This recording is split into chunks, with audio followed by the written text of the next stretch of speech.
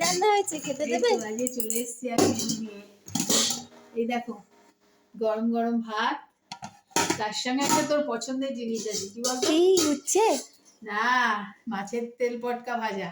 ও ভালো লাগে না?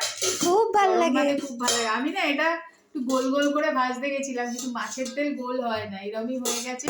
আমি এতে বেগুন দিই, আমি এতে পেঁয়াজ, রসুন, একটু আদাও দিয়েছি, আর একটু ক্যাপসিকাম, একটু কুমড়ো কুচি সব দিয়েছি। দেখো দারুণ হয়েছে খেতে, বেগুন ছাড়াও ভালো হয়েছে। এখানে আলু ফুলকপির তরকারি নিরামিষ, যা করে জিরে আদা বাটা আর গরম মশলা ঘি দিই।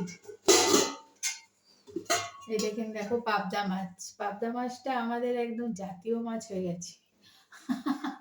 পাবদা মাছ করেছি, এতে আর আলু দিইনি, যেহেতু ফুলকপিতে আলু দিয়েছি, এতে শুধু কুমড়ো দিয়ে করেছি, একটু ধনেপাতা কাঁচা লঙ্কা এই দিয়ে করেছি, কোনো মশলা দিইনি। এই তো লাঞ্চ মেনু। আর এখানে একটু শসা, আর এটা হচ্ছে পেঁপে, একটু চাট মশলা দিয়ে রেখেছি। তাহলে বল, ভালো লাগবে খেতে আজকে তোর? হ্যাঁ চল খেতে বসে যাই, ভাত বাড়ি। হ্যাঁ। আজ আসি গো বন্ধুরা, টাটা।